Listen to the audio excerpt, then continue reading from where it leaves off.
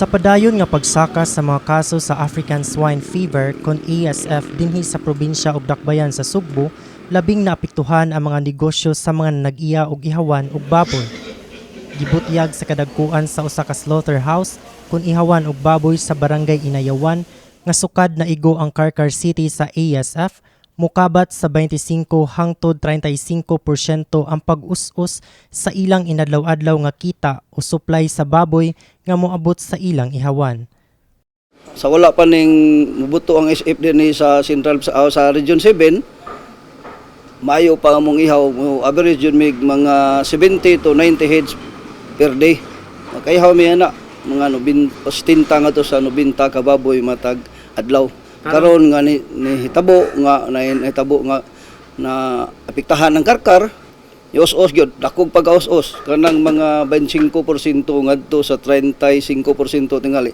Kay mayhaw na malami karon og mga 45 ngadto sa 60. Matod pa ni Komendador, kasagaran sa mga baboy nga moabot sa ilang ihawan nagikan sa habagatang bahin sa Sugbo sama sa Carcar City. Apan karon maglisod na sila og kuha og baboy sa mga kalungsuran sa habagatan tungod sa mga rekisitos nga kinahanglanon aron mabiyahe ang baboy gikan sa mga lungsod nga naapil sa color zones. Pero sa tinuod lang ang daghag baboy ang kay Region South. Kay karing South daghan man kay namig baboy diri. Daghan jud kay baboy. Problema lang sa South kay di man kaya anog agi diri, daghan man kay rekisitos kay agi nimo karkar, man pwede. Lisod man, harangon man ka sa karkar. Nya, hangyo sila. Ang biyahedor, biyahe sila dito. Kaya pwede mo unta. Green zone man dito dapit sa Santander, Oslob, Sambuan. Ana, ay balik, di man kagyo. Hangyo sila, aris lagi, Loginsan, di man pwede. Kaya Loginsan, apil man sa buffer zone. Ang syudad sa Sugbo nagpabilin gihapong gipaubos sa green zone bisan pa man sa mga kaso nga natala na sa Dakbayan. Sumala ni Dr. Jessica Marie Buhok, Pangu sa Department of Veterinary and Medicine and Fisheries Office o DVMF sa Cebu City, padayon gihapon ang ilang pagpatuman og border control. Nagpasabot nga wala patuguti nga mosulod sa syudad ang mga baboy gikan sa mga lugar nga anaa sa mga infected zone, buffer zone, surveillance zone ug protected zone, gawas kon makahatag sila og sakto nga mga dokumento. Border control is not yet lifted. So continue pa jud ang atong mga border controls. We're still working it with Sir Harold if when, but for the meantime wala pa jud na lift. For those areas na like protected zone, surveillance zone, and the infected and the buffer zone is still not allowed. Actually, still not allowed, except those commercial farms na makahatag og documents in simplified form.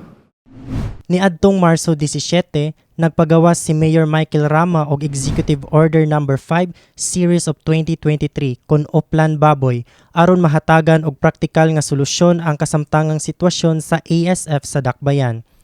Subay niini, gikalipay ni Komendador ang mga lakang sa kagamahanan batok sa ASF og kini ila gayud hugot nga gipatuman. Dugang niini, aduna usab siya'y gustong ipadangat ngadto sa mga mamalitay ug baboy. Ang sa gobyerno, kami dako mig kalipay nga ang naa sa panggobyerno naning kamot gyud nga mapugnan gyud ni siya. Nalipay mi nga sila nangusog gyud. Ana, ang ako lang istoryano kanang mga tawo nga mamalit og baboy ang karne. Ayaw mo paminaw anang mga tawo nga niingon nga makaapektar na sa lawa sa tawo. Ako ipabot, dili na makadaot sa tao ang kanang ASF. Ang kanang sakita, maigo ra na sa baboy to baboy. Walay tao nga maapektahan ana. Mo na nga kung mahimo kitang tanan magtinabangay ug unsay mando didto sa babaw ato lang yung tumanon atong sundon. Labi na gyud ang kanang namuhiin taon nga dili hunungo na in taon ng lawg ug lamaw. Sa laing bahin, sa press statement giawhag sa mayor ang tanan nga magtinabangay aron sa pagsulbad sa dakong pagsulay sa industriya sa baboy. Our aim is swine preservation and keep our hog industry vibrant economically while we address the socio-economic impact of this public concern, especially to backyard raisers. Through our City Agriculture Department, efforts will now be directed at promoting alternative livestock raising.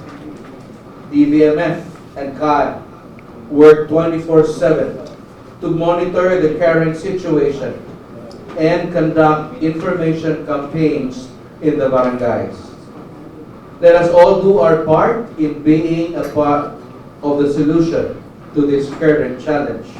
Always, together, let us make the right things happen for Cebu City. Kauban si Alea Patenio ug Candice Alcares, kini si Mark Liniel Tabaranza alang sa My TV Cebu.